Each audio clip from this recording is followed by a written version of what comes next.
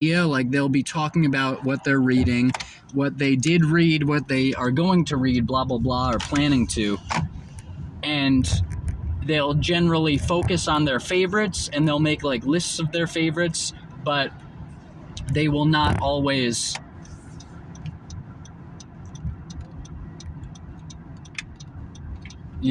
well, here's the thing though, they'll make lists of their essentially what I said about the metal YouTube channels, you can apply it to BookTube.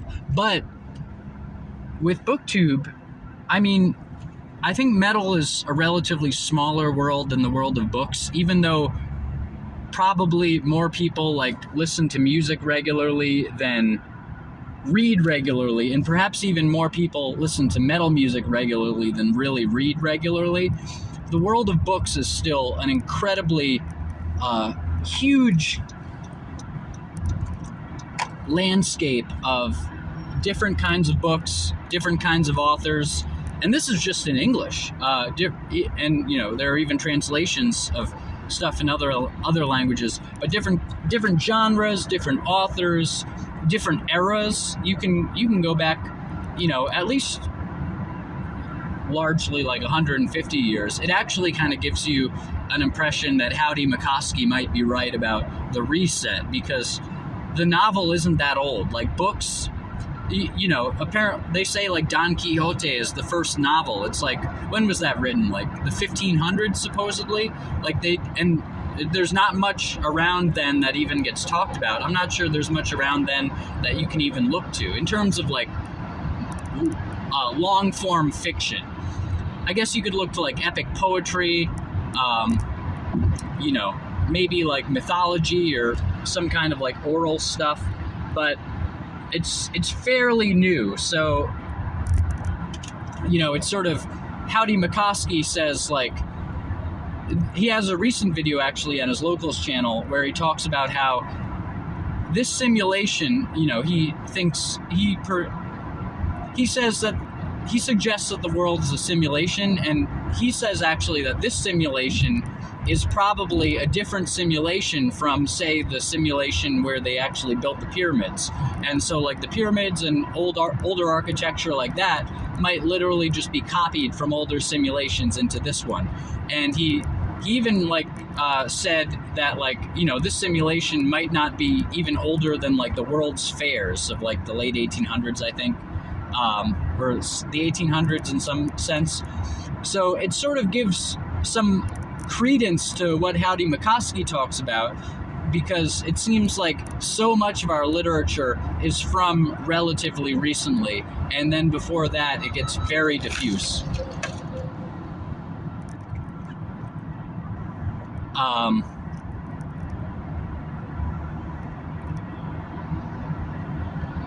So that's cool. But even so, there's like a lot more that you could point to in books than there is in metal music. A lot more.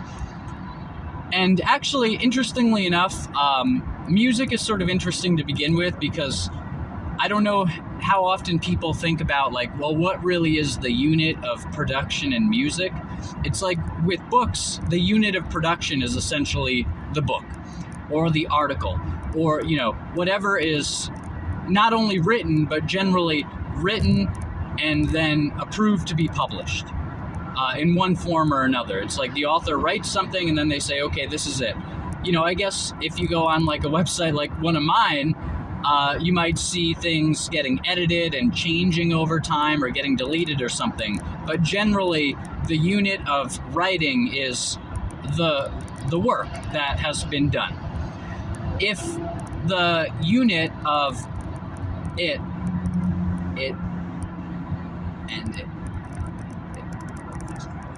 if the unit of writing is like the book or the article or the poem or something, the short story, whatever, the essay, if the unit is that, then for music, what would the unit really be? Because if you think about it, bands, or music artists or something, often, and sometimes they just don't perform live. Like, I think some black metal artists just don't do concerts. They're just sort of studio musicians. They produce albums, and, you know, it's fairly easier. It is a lot easier, really, with those kinds of artists to point to the unit of work, because it's like, well, they don't tour. They don't do live performances, so the unit is the album. But think about it this way. If you're saying, like look at a band like the Beatles. Now, the Beatles turned into more of a studio band, but while they were still performing, what really was the unit of their output? Was the unit of their output not their performances? Like, why would the unit not be them on the Ed Sullivan Show or something as much as an album that they put out? You could say, well, the album is sort of the polished, approved version of the song. This is the canonical version of the song. This is the song they put out as the template. And then if they played it live, then, you know, that would be a rendition of this template of the song. And it's like, that feels like the right way to go. And so I would say the unit probably is not just the song, but where there is one, the album of songs. But it's still an interesting question, because say you said, well, Megadeth is the best metal band. Are they the best metal band because they have the best albums? Or are they the best metal band because they play the most virtuosically? Are they the best metal band because they give the best live performances? Because think about it this way. I mean, aside from like editing and stuff, you would maybe consider one of the songs in their albums, that's one performance of a song. So you listen to one performance, or whatever, whatever went into like the track on the CD or the album, that's one rendition of it. And then if they've played it live, they might have played the same song hundreds of times. So why not one of those renditions as the unit of their output? Why not Architecture of Destruction on like the third show they played in New York City that they ever played that song in, rather than on Countdown to Extinction, Megadeth?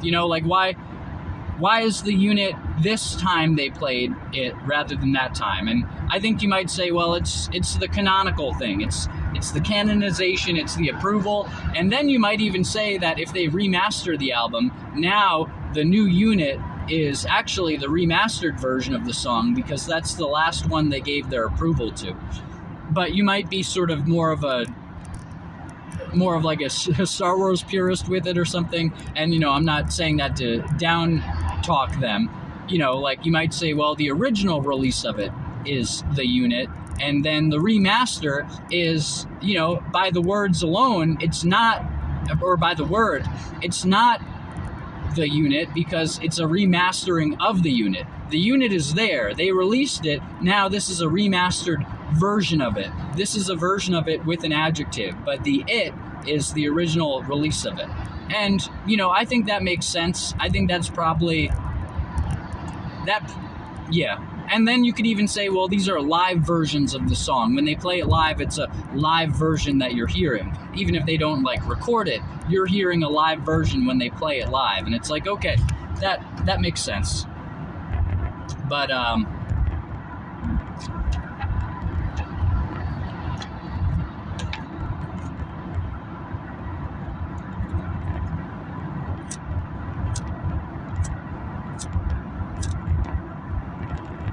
yeah. Anyway, to get back to the topic at hand. With music, with movies, with things like that, perhaps where there's just less bulk in terms of what's available to be listening to or watching, or in some way approaching, let's say. I don't like the word consume. I think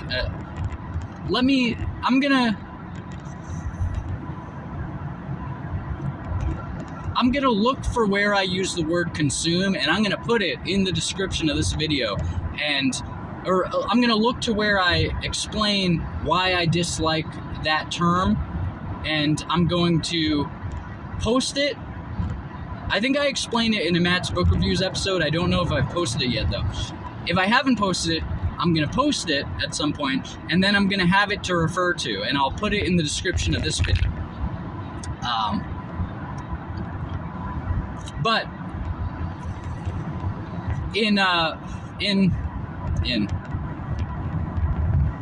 with the whole breadth of literature that's available, there's so much there.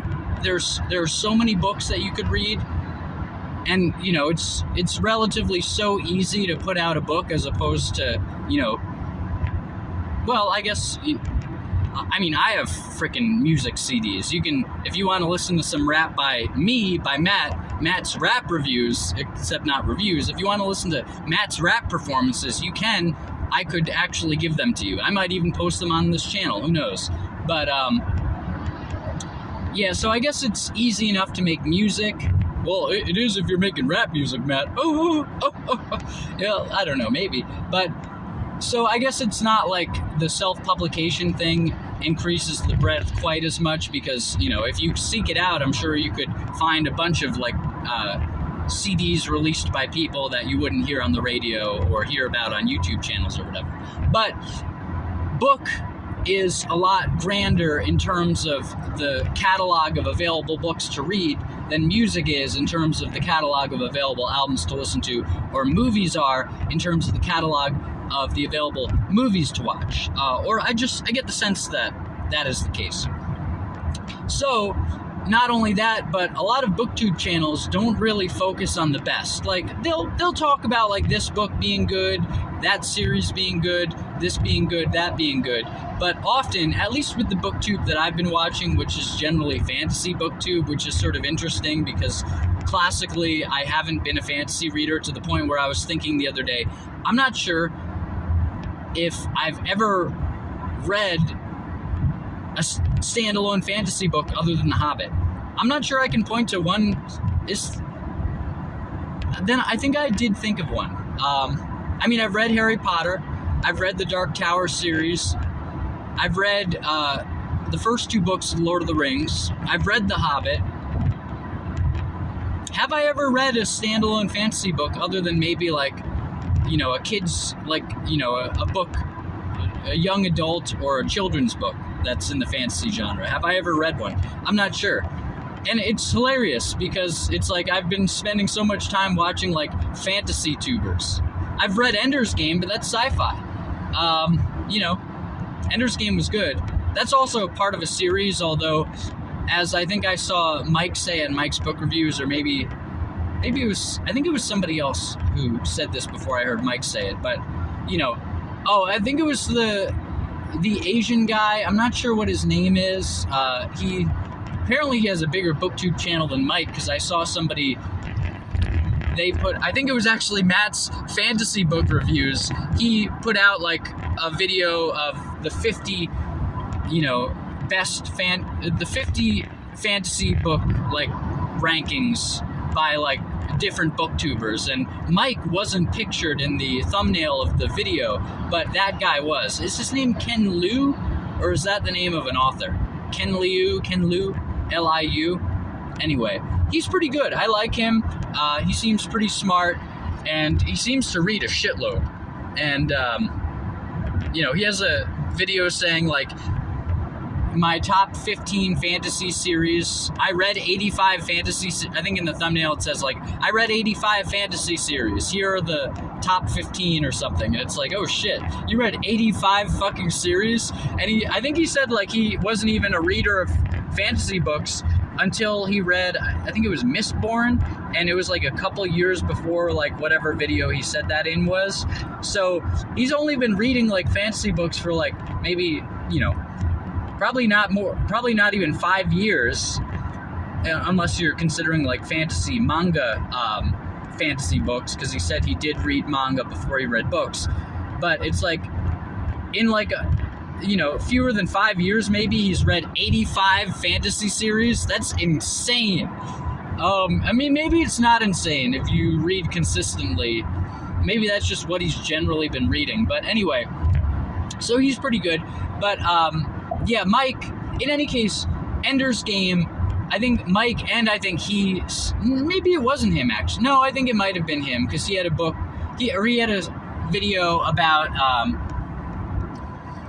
standalone books, and he was saying like, well, you know, sometimes a book can work as a standalone. He was sort of defining what standalone meant, and I think he picked like 2 or 3 quote-unquote standalone fantasy books that ended up becoming part of a series, or actually were part of a series, but because they worked well enough on their own or something, he was including them. Like, I'd point to Dune, for example. The book Dune, you know, you could read that probably as like a standalone science fiction book, even though there's like a whole Dune series. And actually, it seems to me that the people who have actually read Dune tend to read the rest of the series too.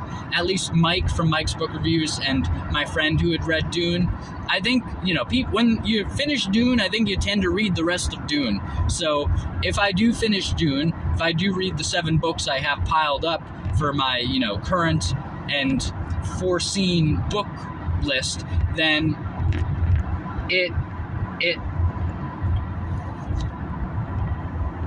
I would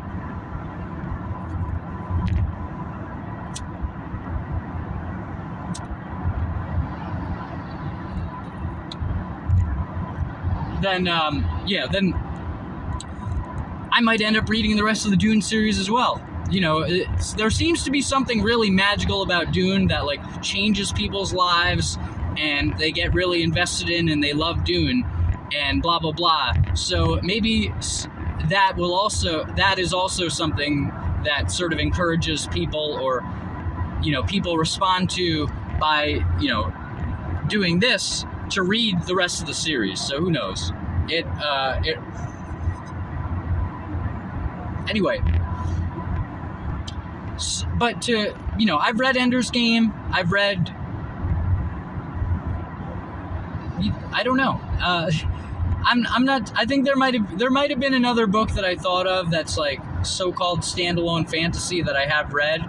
But yeah, you know. But it's funny. I've been watching mostly fantasy booktubers, and the thing is, not to be just another person saying, well, fantasy is not real literature. It's not as good as like other literature or other books or whatever, or other genres of writing. But at the same time, even though like a Mike from Mike's Book Reviews, like he'll read The Godfather, or he'll read Gone with the Wind, or like he'll read something that's deemed like great literature, or, you know, higher literature than fantasy, he generally talks about fantasy. Like a Murphy Napier. She's I like Murphy. She's got a good personality, and I've got to say, will I say it? Let's just say she's fairly attractive.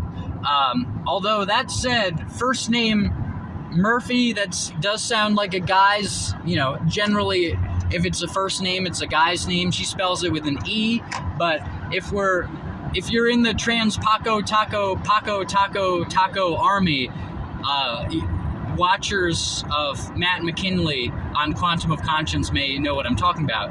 If you're in the trans Paco Taco army, then you might say, oh, Murphy, what's going on? But anyway, she's good, and she'll pick up books that aren't fantasy, but it seems she generally reads mostly fantasy as well. I might be wrong on that.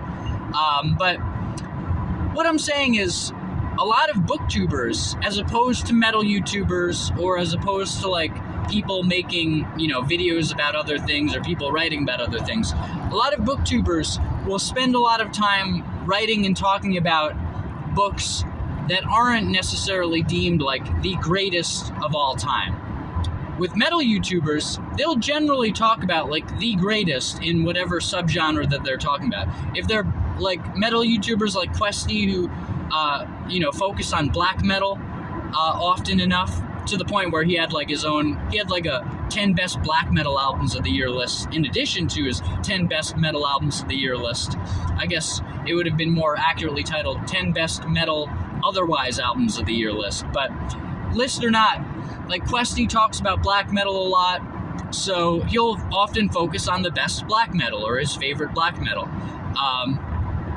The Metal Meltdown, I think he tends to veer towards like more extreme metal, as Questy does, as a lot of metal YouTubers do, I guess. So, but he'll generally talk about like the best, the biggest bands, but not just the biggest, most popular bands, but the bands where people consider them the best, like Death, for example. Or like if it's black metal, maybe Burzum they'll talk about. Although Metal Meltdown recently, he's kind of a leftist guy. Although I saw a video recently where he said like he was really conservative before he like got into Sunbather by Deaf Heaven or whatever, and then he was like, oh, it really opened my eyes to stuff that other people say is crap, but I really liked. They say it's crap partially because of the image maybe of Sunbather. I haven't listened to Sunbather, I don't think, but but he essentially, I think he said he started out conservative, and I'm not sure if he meant conservative in the metal he would listen to or if he meant conservative in general. But it's funny because if you watch his channel now, he's pretty freaking libby, and so he said like, well, I won't listen to Burzum, and it's like that's actually kind of funny too, because Burzum, part of what Varg, who's band name, it's just him, but his black metal project's name is Burzum. Varg burned down churches, supposedly, and you'd think like a leftist kind of guy would sort of get behind burning down churches, but then Varg also has some like nationalist and other views and stuff, so I guess it sort of cancels out the anti-religious sentiment. But anyway, it is funny though, it's like what takes precedent? The anti-nationalism in the Libby sphere or the anti-religionism? And it's like, I guess anti-nationalism takes precedent over anti-religionism in the case of Burzum. But it's like, the Metal Meltdown, Questy, they'll generally be talking about like the best. They'll generally be talking about like these are the pinnacles, or these are like perceived as the pinnacles of metal music. This is perceived as the pinnacle of, rock music, if it's somebody who generally talks about just rock in general. Maybe metal is just more likely to have people talking about, like, what's the actual best. Because with movies, you have people talk, like, for example, Red Cow Arcade. They're not, like, really a hardcore reviews channel, but they spend most of their time, when they talk about movies, talking about shit. Like, just shit. They spend most of their time, and they say it's bad, too. Like, they spend most of their time talking about Marvel. Like, shitty fucking superhero movies, and they're like, it's not as good as it used to be, and, like, it's not good. When will it get better? But they just keep talking about it.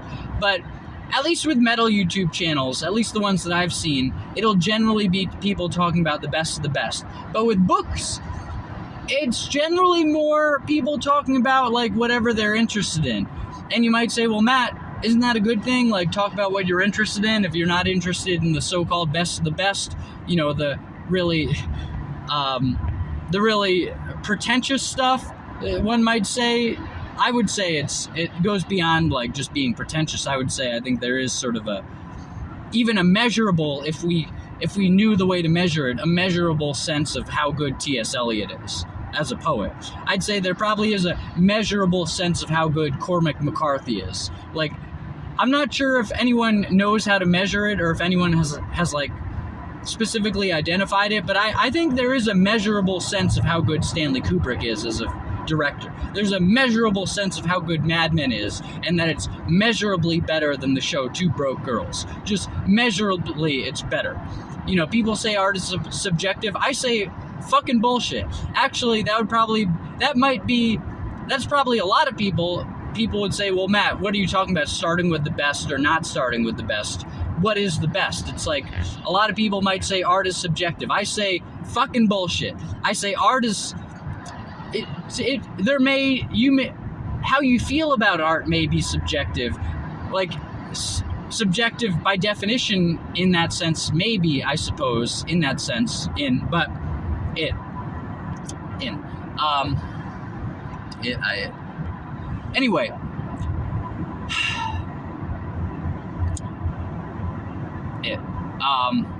is that, I don't think it is subjective. I think objectively a Kubrick movie is better than I think there's probably some way that you could objectively measure what's coming out of a Kubrick movie or what's in it against what's in a Marvel movie.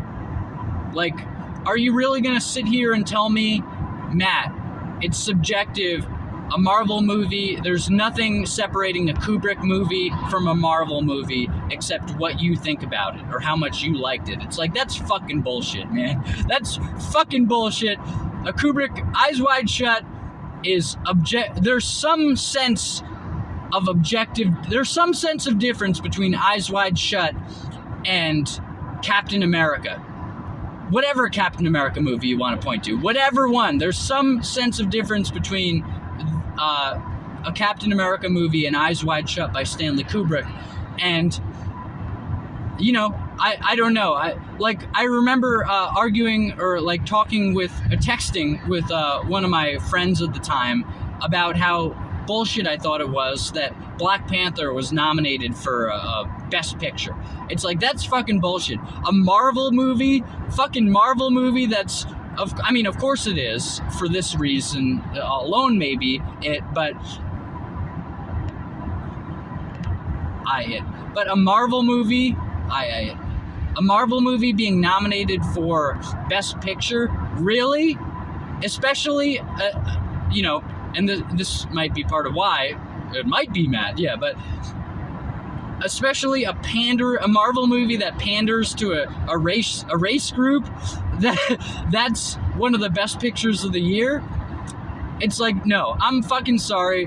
Whatever movies were released that year, Black Panther is not the best fucking movie. Just like whatever movies were released that year, Iron Man isn't the fucking best movie. Just like whatever movies were released that year, fucking Fast and Furious 8 or whatever they fucking called it, wasn't the best movie. And you might say, well, Iron Man and the Fast and the Furious movies weren't nominated for Best Picture. It's like, yeah, but if they were, it's not a race thing, it's an art thing, and those weren't the best movies. It's like, Moonlight is different from Black Panther. Requiem for a Dream, you might say, is different from Moonlight. But anyway, so to sort of get that one out of the way, I think it is that, there is something about high art, or there is something about one thing that I think is objectively different from something else in terms of how good something is, or how artistic it is, how powerful it is. I think it might actually be spiritual. I think it might literally be like the spiritual power of a work.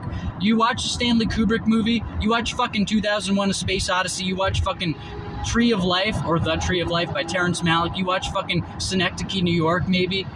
There's something, or maybe it's emotional actually, and maybe however linked those two might be, but there's something either emotionally or spiritually powerful about these things that isn't there in fucking Marvel's Avengers Endgame. Now, there is something, there is something I would say. You could point back to the Eminem stuff, and I would say this might go to like a Synecdoche, New York thing, although I think Synecdoche is potent and intellectual. But, there is something about like the newer Eminem that I was talking about appreciating in the first episode that is less powerful than the older Eminem. And you could point to like Drug Ballad as a song by Eminem from the Marshall Mathers LP and say, this is objectively more powerful than fucking, the song with whatever, like the Beastie Boys samples from the Marshall Mathers LP Part 2. Drug Ballad is objectively more powerful. It's objectively, maybe spiritually higher than the latter. And a lot of what drained out of Eminem in like the later part of his career, really starting with Encore, and really more like the Eminem Show, is sort of the power started draining away from it, even while it got like very technically incredible.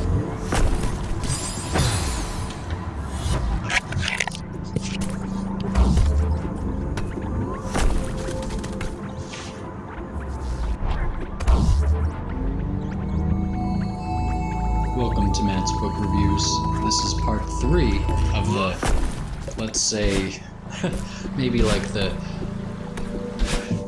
great or not great question mark thing, or, you know, start with the best question mark. That might be a good one. But yeah, it's the one where, like, I'm wondering, should you start with the best or not?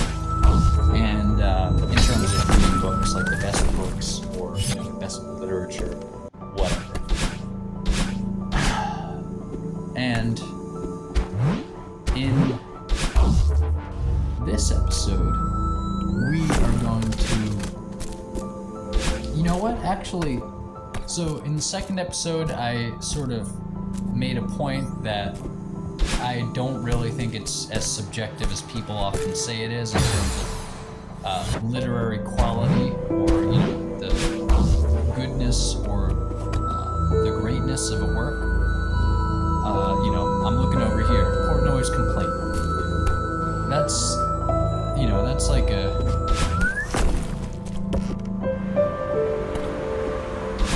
you know, that's a high quality book. Actually, I have like 6 high quality books stacked there. Portnoy's Complaint, Doom, Brothers Karamazov, Infinite Jest, Thus Spoke Zarathustra, and Blood and Wine.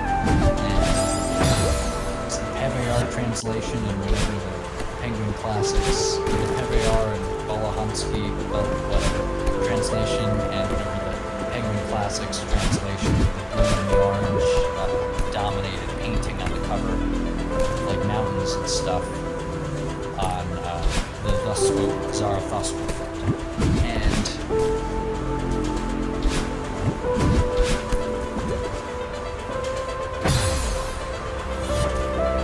take out the end in the last one there. And so, yeah, those are like my reading books, with The Witcher being at the top, being at the front. And here's the thing, I think it's pretty clear that The Witcher is not really in the same class as the other books. You might say, well, Matt, isn't that kind of racist against fantasy books? Well, that book was written by a Polish man, so no. Just kidding. Yeah, so that seems like it might be biased, or it might be biased against like popular stuff, which you know, if that sounds like a weird thing, then, you know, you may be surprised how often people who say that they like the best of the best will turn away from something if it becomes popular. Like, you know, a metal fan, they really like Metallica, and then when Metallica becomes popular, maybe they turn away. Now, the thing is, Metallica, when they became most popular, I think, you know, they blew up a lot with the Black Album, i.e. the self-titled one, Metallica, and in that album, you know, their style is much more radio friendly. So it's actually like the music they put out changed significantly, at least for the Black Album. And then Load and Reload, it stayed, actually Load and Reload, I think those were even more radio friendly to some extent.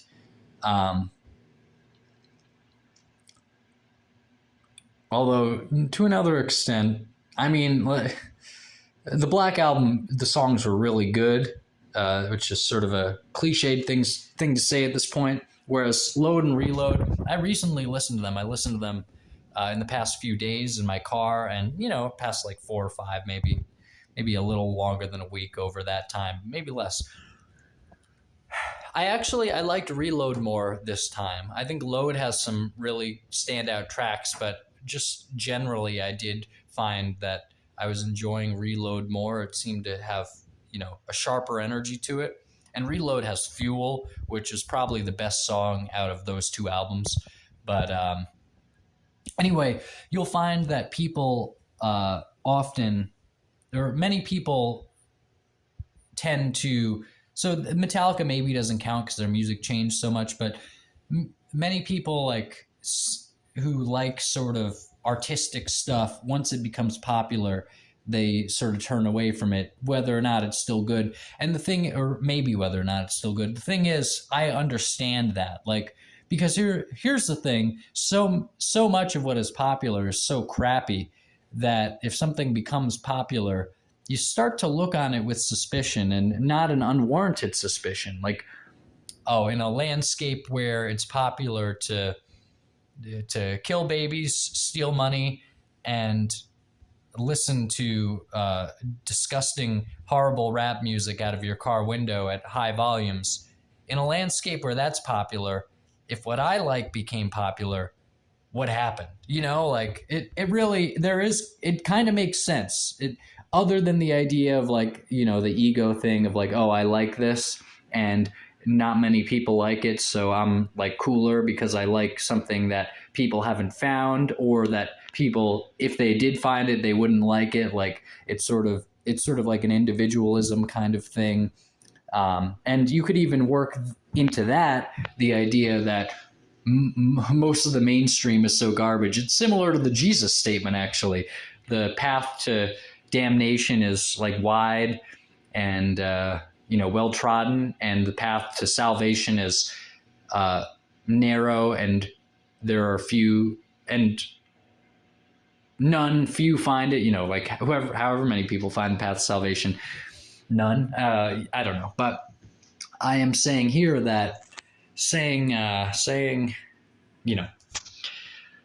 it's interesting. It's like, the path to shittiness is wide and well trodden, and often the path to like really good stuff is narrow and few find it. It's actually a striking, maybe not a striking, but it's an interestingly strong similarity between what Jesus said about like spirituality and salvation and stuff, and the way it seems to be with works of art or works of entertainment or whatever you want to call them, works of craft and craft works. And the thing is, this is the thing is, that relates well to what I said in the second episode here about it being sort of maybe a measure of the spiritual power of a book. The path to shittiness with not much spiritual power and just a lot of horrible ideas and just like, simplistic things and abrasiveness, but not necessarily abrasiveness in a good way, abrasiveness in a sort of an obnoxious way. That path is, wide and well trodden,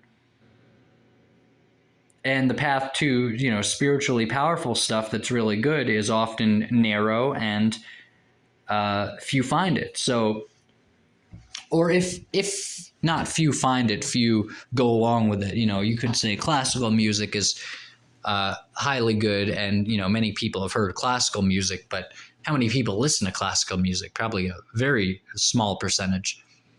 But anyway, so this is an interesting way to get back into, is it, should you start with the best?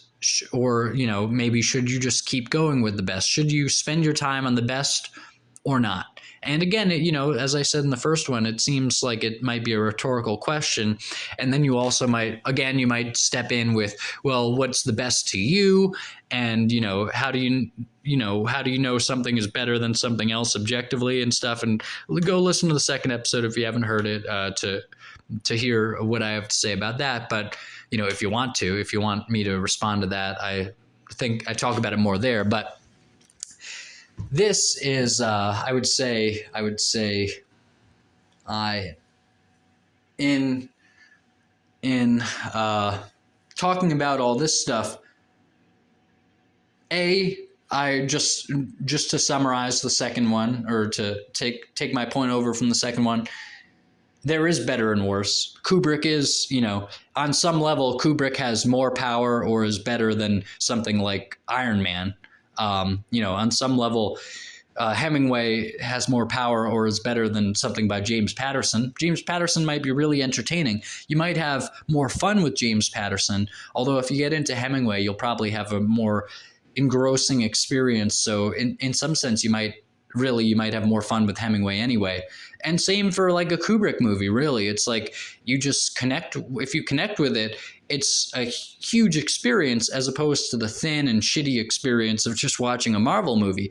And so here's the thing. When the question is, should you stick with the best or should you go with other stuff?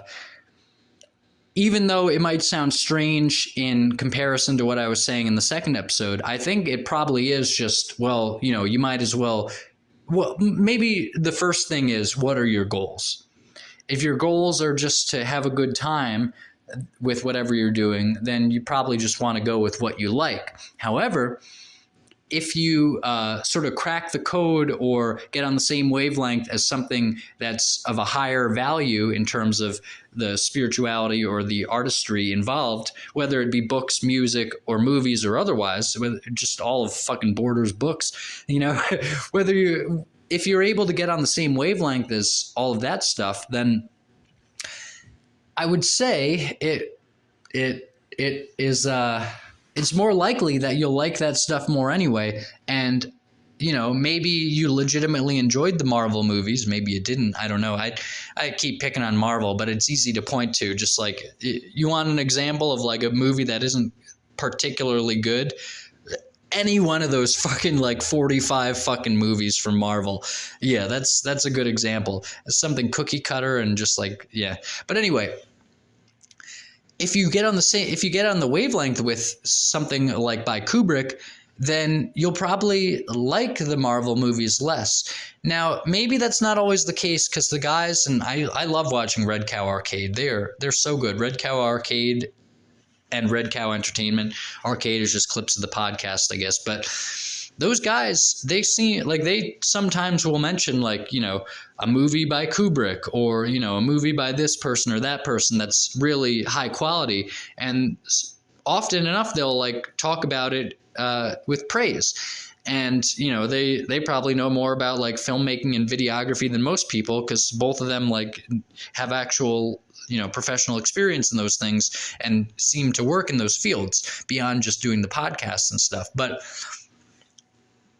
they talk about Marvel movies all the time, and they spend a lot of their time watching Marvel movies. So I wonder if the Marvel stuff is truly still appealing to them, while they also have reached the level of being able to enjoy the Kubrick.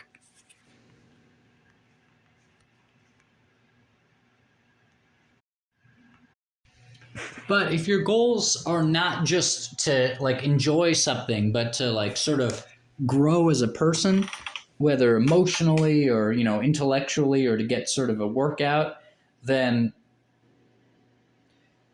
you know, aside from some cursory looking at the shitty stuff like Stephen King recommends in, I think, On Writing, where he says, you know, it can be helpful to read really high quality stuff because it, you know, you learn from it, you learn what to do, but it can be helpful to read shitty stuff because you learn what doesn't work for you and what to stay away from. You identify like, oh, I don't like that. And then you're less likely to do that yourself in your writing. But I think it can also go beyond writing, where watching something shitty, like maybe you'll see, like, for example, if you watch a shitty TV show, you'll probably sort of get a good picture of what the propaganda is, what they're pushing on people, like this, that, and the other thing. You might see some, like, you know, nods to something. You might see some fucking pyramids. There's a great scene in Better Call Saul where a certain character is walking into a building that he has some kind of like business connection with, and there's like a pyramid shaped statue, and like he looks up at it and kind of like smiles or like shrugs or like sort of gives like a little amused disapproval to. And it's like, and then I think the next room he goes into is like maybe a black and white checkerboard floor or something. Maybe not, but it seemed like there are some pretty like seemingly clear references, or maybe subtle references, to certain things that you'll find in mass media that might not be as good. Now, Better Call Saul is as good, and, you know, maybe you're just as likely to find those kinds of things, or maybe even more likely to find those kinds of things in higher brow stuff. But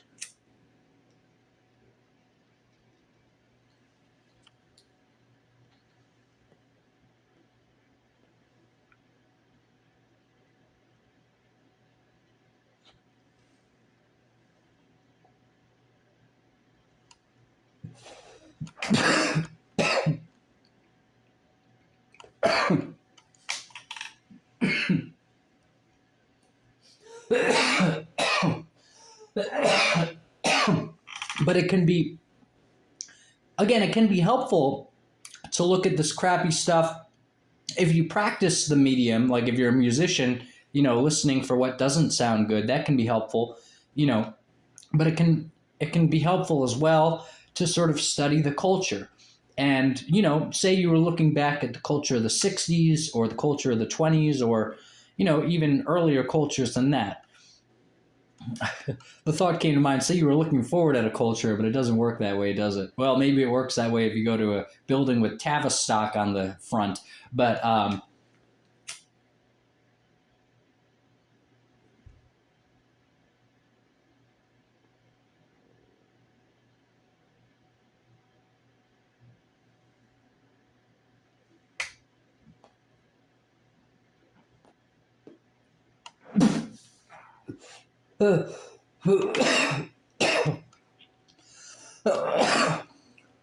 but yeah, it's a good study of the culture, and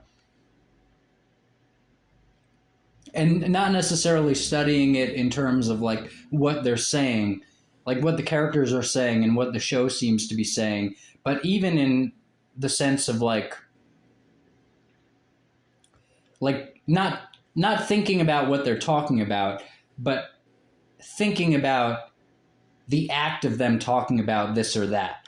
Like, so, they're talking about hamburgers or something, and like, oh, this is the best hamburger, that's the best hamburger.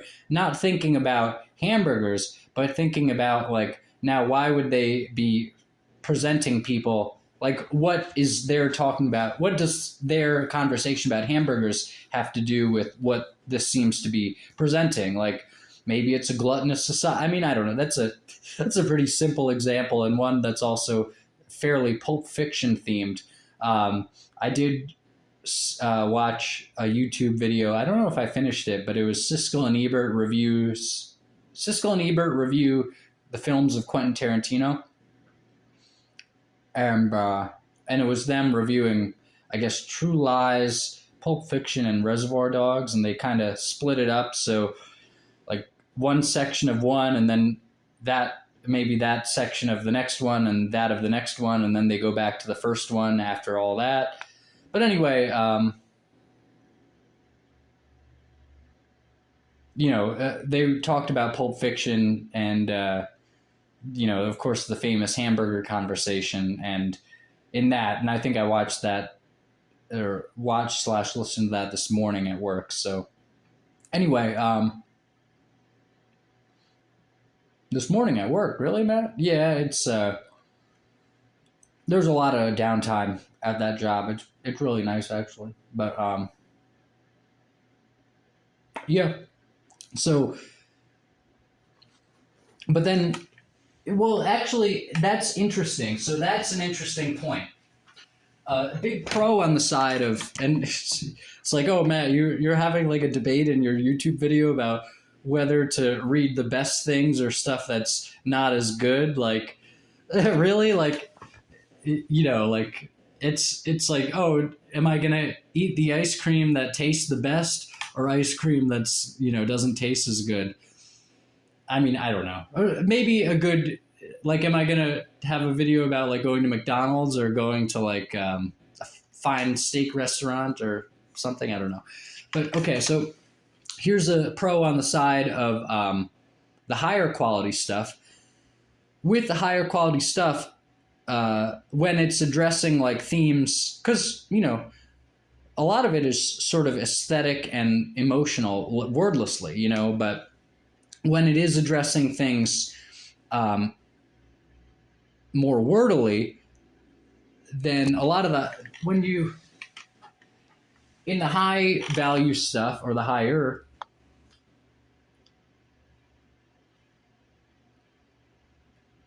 you could still look at it in terms of like say, who is this Chuck Schuldiner guy from the band Death, and like why is he writing the lyrics to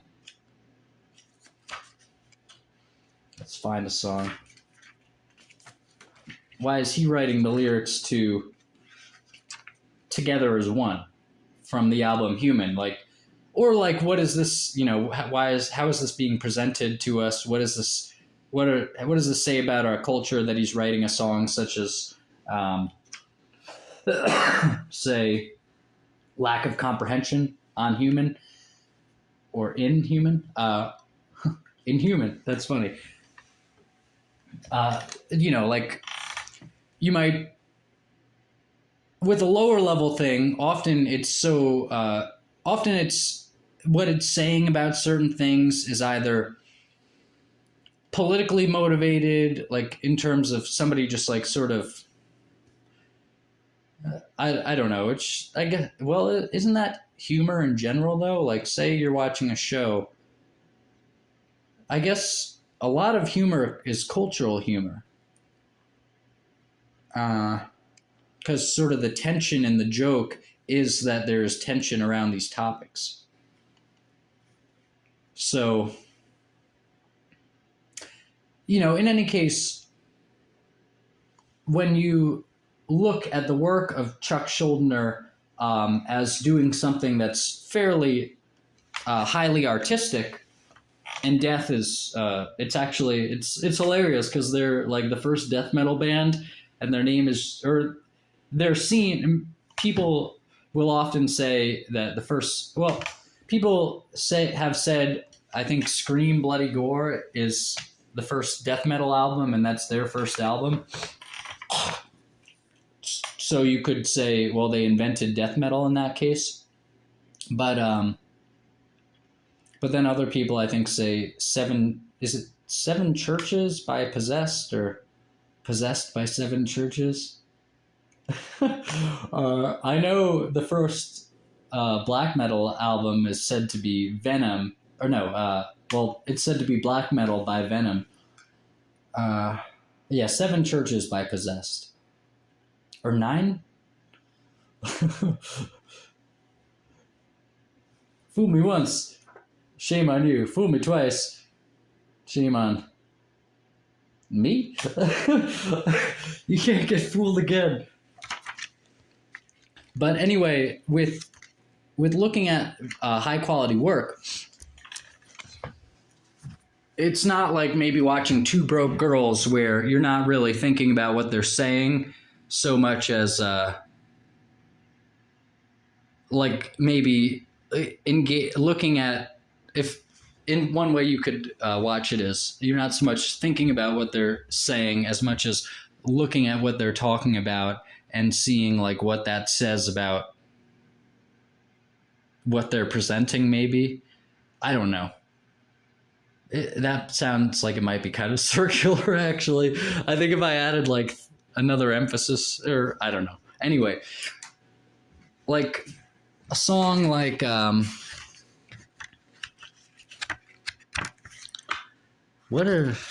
this album I'm the least familiar with, but it's actually the one I do have on physical CD rather than having bought on iTunes. I have one Death album left actually to buy, one like mainline studio album. That's Spiritual Healing. But let's see. Yeah, Together as One. Labeled a creation of evil, ridiculed for their shocking appearance, sharing both pleasure and pain, two minds, two hearts, one soul, separating mentally, an illusion of privacy. Together, they absorb each other's lives. So he's talking about Siamese twins, and like, but like he's talking about them in a really interesting way, and like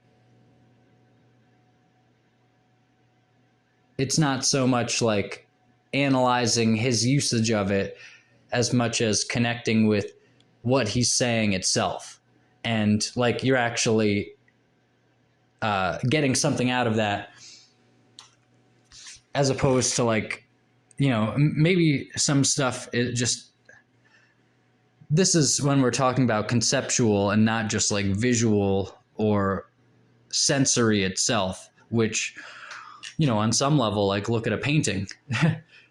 Paintings, I guess, can be very rich conceptually, but often, you might imagine that since it's a medium of painting a picture, like a medium of using a picture generally, then unless you're Andy Warhol or something, but even then, I had an art class in college where we had an assignment to like keep like an art journal or something, or a drawing journal, where we would, or I don't know if it was supposed to be a drawing journal or if it was just like a drawing, notebook essentially. Like it wasn't like updating your journal every day necessarily, maybe, but maybe it was, I don't know. But in any case, she said she was like, don't use words in what you're drawing. Like, don't use letters or probably numbers either. I think she might have just said letters though. Maybe I could have coded something in numbers conceptually, like coded out what I wanted to write on there by just writing like Morse code numbers or something for the letters. That would have been hilarious, actually. And then I should have called the painting or the drawing Morse code, and then she could have read it and she'd be like, well, I didn't say you couldn't use numbers approximating Morse code by having 1 be the beep and 2 be the boop.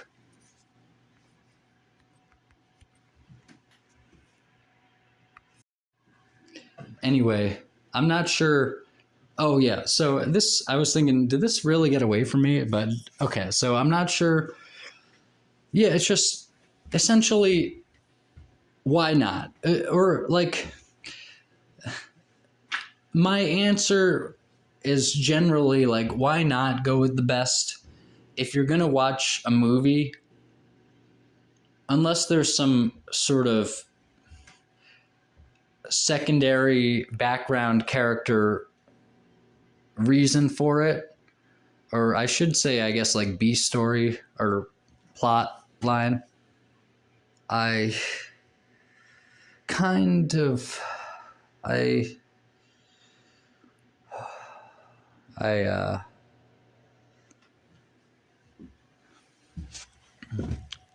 oh yeah, let's see. Oh yeah, okay. So, but what I was saying was that, like, painting is a visual medium, and so, in some sense, to use this example of like lyrics that are talking about something sort of conceptually,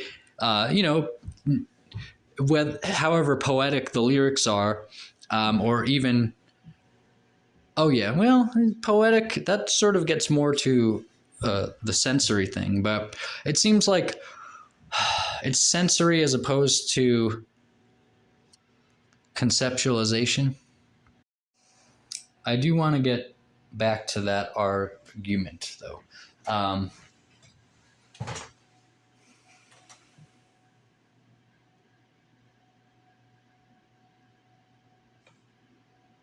Art, yeah, like visual art, say painting, or even like sculpture or something.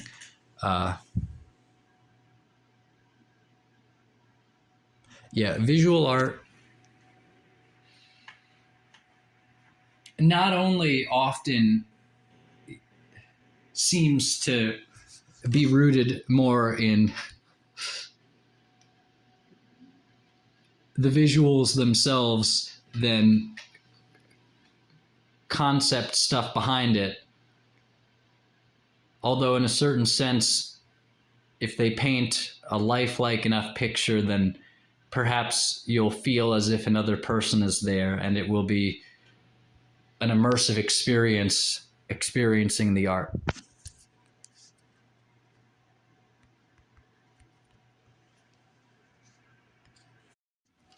But to have primarily criticized things for like the wording of them thus far, well, actually, of course, the wording is intimately connected with literature. So to get back to literature, I think literature might be something that's more rooted in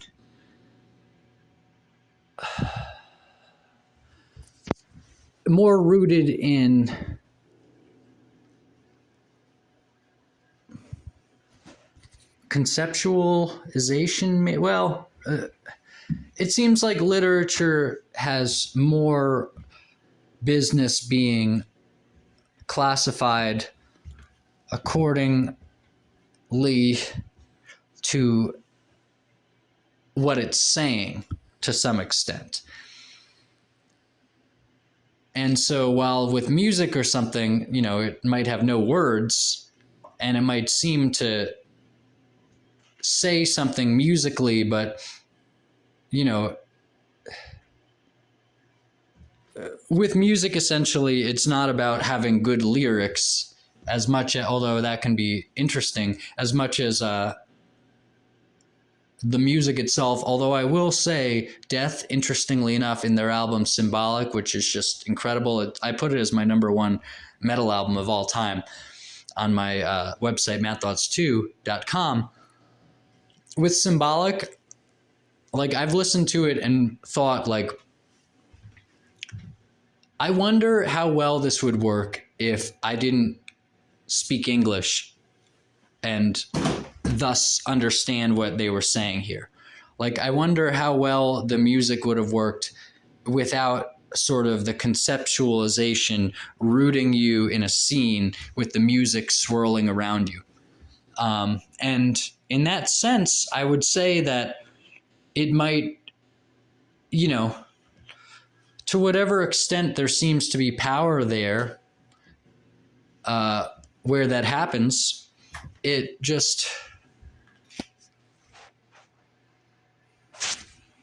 it just seems like judging the music and saying the lyrics don't matter is at least missing a possible area where something could achieve transcendence and another thing might not. So judging the lyrics, especially for something like rap, where it is so much focused on the rapping itself, like as Vast Air says in there's a song, I think on the Cold Vein, actually, Cannibal Ox, I think it is, Vast Air says, I'm like Hendrix, something about like, I'm like Hendrix, and then he says, but I don't play the guitar, I play my cadence. And it really is like the cadence of it in rap is very important. Probably similar, actually, and I don't know if maybe this is maybe people who like watch show, listen to show tunes and stuff, maybe they talk about this. But if they do talk about this, I don't know if I was aware that they did, but I wonder if they talk about not just in a show like Hamilton where it's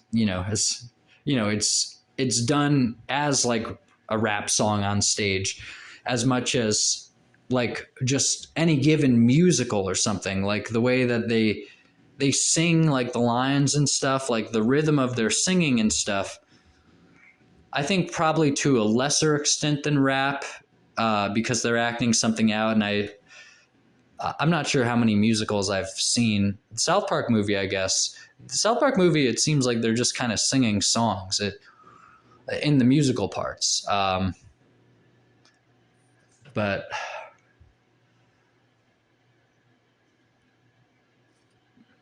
a musical? Anyway, to get back to it, I would say that one side of what I would say about the issue is just there's with high art. I don't know if people often think about it this way, or if this is, I don't know if people often think of it this way, or if this is truly completely valid, but it seems to me like high art, it's often a collection of elements of, an artistic work that are working really well. And so it may seem to have an intent, I'm not saying it doesn't have some spiritual power and stuff, but perhaps part of what feels like the power of a work like Stanley Kubrick's films or something like that, or in maybe any genre, is that all of the elements are working so well. Like, so with a Kubrick film, it's shot so well, the music is so good, or the lack of music, just sort of the sound design and how that works with the movie and even the rhythm of the movie and everything like that. The editing of it, so not just how good the shots are, but like the way the scenes are sort of rhythmed, like long scene, short scene, or short scene, short scene, or just one long shot, or like scene shots, whatever. The acting, the writing, various other things. Maybe part of the power of 2001: A Space Odyssey, say, is that its parts are just working really well. And I'm not necessarily saying all like seemingly great movies would have all their parts working, like all of them working well. Like maybe something doesn't work as, I don't know, maybe it seems like there's a level of inspiration involved, which makes it seem organic and thus not really constructed or contrived, and therefore when explored or analyzed as something, looking at the different parts of it, if it's not constructed or contrived but simply organic things are, it's not like someone says, okay, this is what I'm going to do with this part of it and this is what I'm going to do with that part of it. Although with film, I guess there are like literally, or there are different parts, like there's the sound and then there's the video and, then there are the words they're saying. But anyway, perhaps it's not so much, perhaps it's at best just looking backwards at something and analyzing it after the fact, even though it came about all together at once. And so, but nevertheless, perhaps a good way of sort of just analyzing great art would be to see like how many just elements of this are working well on their own, and not that they're not coordinated well either. And that in itself seems like sort of an element you can look at, like the coordination of different elements and how well things are coordinated in a systems sense. But in these things, like perhaps you'd go to let's go to the music. Like perhaps you'd go to an album like maybe an album that I know well. I don't know. Perhaps you'd go to an album like A Matter of Life and Death by Iron Maiden. I've written about it a decent amount on Matt Thoughts 2, I think. And it's one of my favorite albums by them. I think it might be my favorite by them. I don't know. But it's so unwieldy, and it seems so monotonous, and it seems so, dull and just so like kind of uninspired when you listen to it originally. But then you realize that over time, like you listen to it more and you realize that it's really good. And I wonder if here's the thing. I wonder if in that kind of album, it's not that the parts themselves are particularly good, but it's that they're coming together, or just something about what's going on. Or it's not like the parts themselves are particularly good, but the thing is. And so it's, maybe part of why you don't like it at first is because the parts themselves are sort of disagreeable, but when they come together, or just in the package that you got, the package transcends it and everything works together well enough to make art.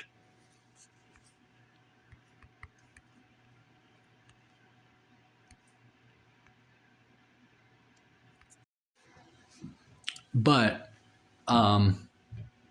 in other cases, like say, I don't know, say like an album by Blind Guardian or something, it's like the singer not that Bruce Dickinson isn't an incredible singer, but it's like the singer. And by the way, I think the different parts of, I think it might be something about the sound of the album, but also how large it is with A Matter of Life and Death. I think it might be something about just how long the songs seem to be, how long it feels, but like how epic it is in scope and like in song structure even. Like I think it might just be more of a learning curve with that album, although something about the sound does just sound like less good, less appealing than Brave New World. Brave New World sounds really good.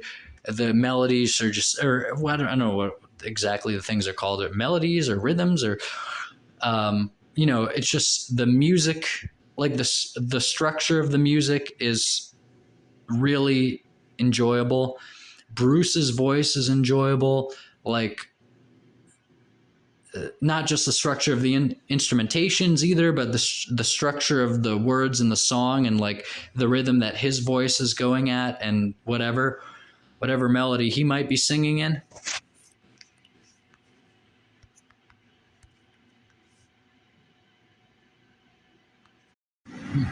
Welcome to Matt's Book Reviews. So this is part 4, and I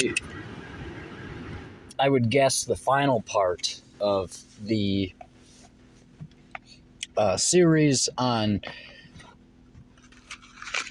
whether to start with the best books or the worst books. So, or the best books or the worst books, whether to start with the best or not. And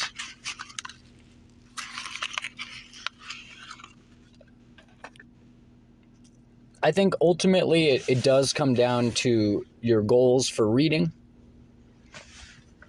I think that you're better off starting with the best, whether it be books or otherwise. Now, sometimes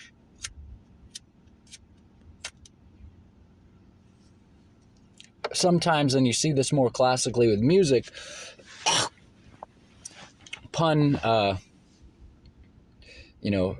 acknowledged and well supported, that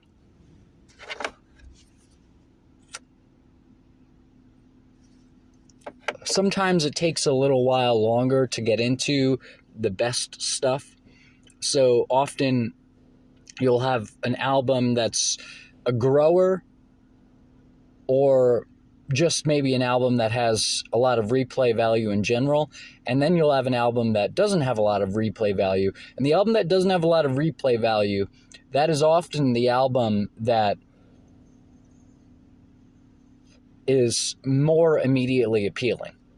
Whereas an album like, any given album by the band Death, or a given album by the band Radiohead, or, maybe an album by A$AP Rock, the rapper, often it will take a little while longer to get into something that's really good.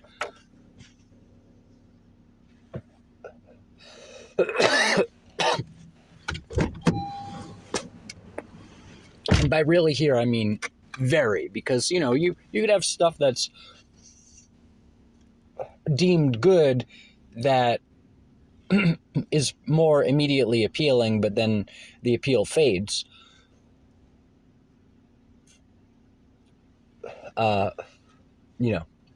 Just because the appeal fades over time does not mean it's no longer good. And for that, I would point you to the song Sweet Child of Mine by Guns N' Roses, where I love that song. It was so good.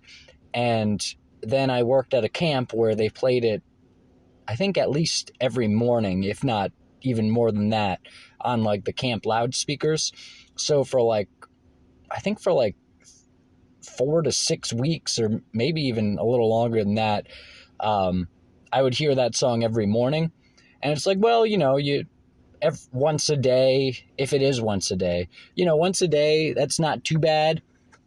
But maybe the regularity is what, really pushed it. And then also, they play that song a decent amount on the radio. And so I think I heard it a decent amount when I was in jail listening to the radio. And just in general, I've heard that song enough now where I'm not really interested in listening to it further. I think it's a really good song, but my enjoyment of it may have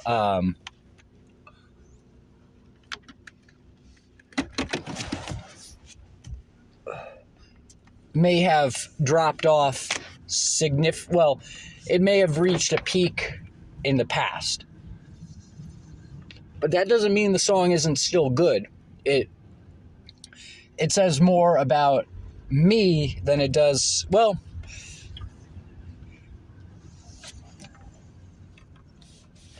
you know, it says maybe something about the song, but it also, you know, I think it has to do with me as well. And it also, you know, in any case, the song is still good. Now, say there was a song where, you know, I heard it the same amount of times and I still felt as much potency in it as I did I still felt as much potency as I did with it, you know, after hearing it as many times. You know, you could say that that's something to point to say that the song is good. Although, as with what I was saying about, you know, perhaps at least with some great art, it's not so much something intangible as it is a bunch of things that are just done really well, and so many things being done well in tandem. You know, if there are so many things that you do well, it's similar to a sports group where, say, it's a baseball team and they're all the characters, all the players are really good. And so if you have one really good player, then it might be like a great player. But if you have a bunch of good players, then it's a great team. And it's a little more mathematical than people would generally think of art as being. But I think art may be a little more mathematical than people think it is.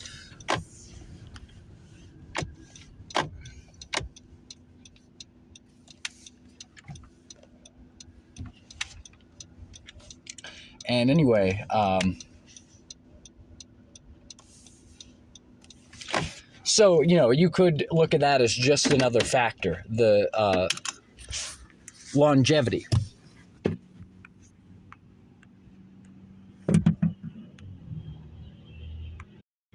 Now,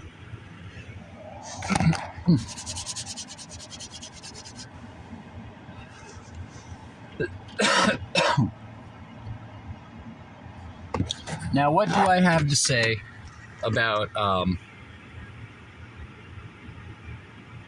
this?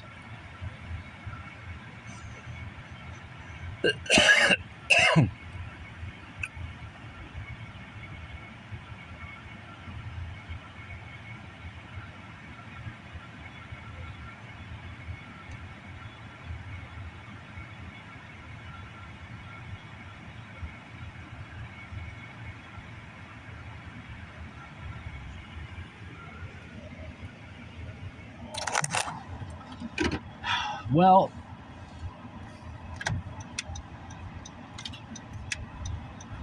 I think in the sense of it being a collection of factors, and also in the sense that you can get more than one thing out of reading a given book, I think you're still better off going with the best. Why would you not? Why would you not go with the best? You might say, well, it's because stuff that may not be deemed the best or may not be the best in some more objective measure, I like. And it's like, okay, if you like it, then okay. If you like it, you can read it, okay? But no, it's like there are some things where, well, again, you might get a lot out of a Kubrick movie, but it might take you a while to realize the appeal. And once you do, again, I would go back to the idea that I don't know if you're going to like that other stuff as much. Really, I don't know how many people actually do like a given Marvel movie. I don't know how many people really like Two Broke Girls or really like newer episodes of The Simpsons, as opposed to kind of watching it out of some kind of habit or some kind of personal idea. Shit.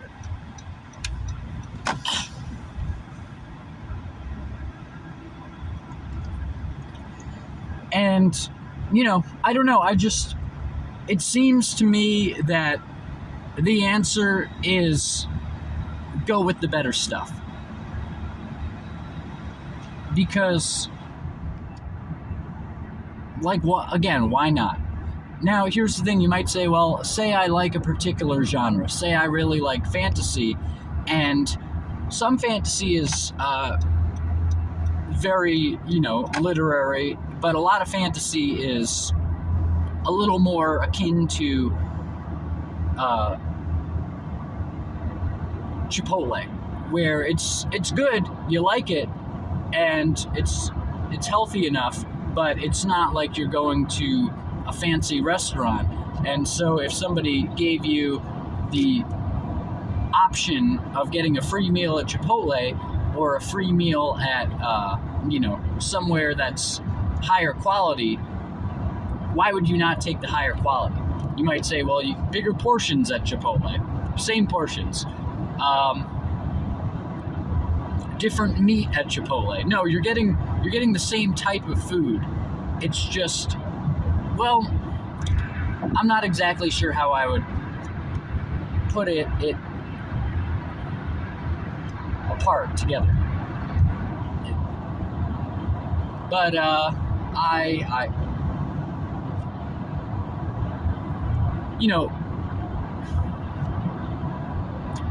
would just suggest that better is better, and you're better off with better.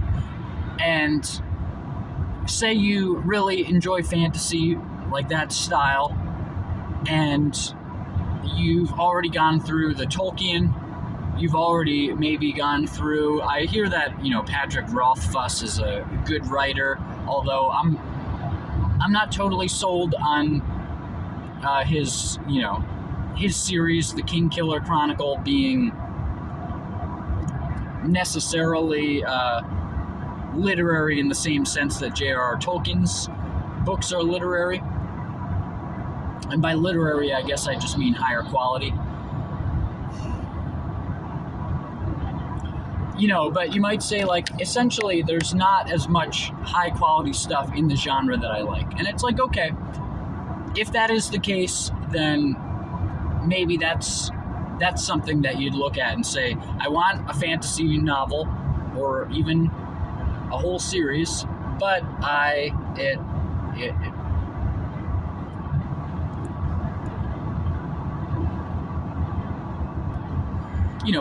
don't want to, I don't have fantasy books that are works of art in the same way that you might have some kind of more realistic so-called book being a work of art, like a Philip Roth book maybe, or whatever would be deemed a work of art. I'm not sure how everything has shaken out now that I've seen that a decent amount of the stuff deemed works of art may be as political as some of the people deemed Nobel Prize winners, and in the categories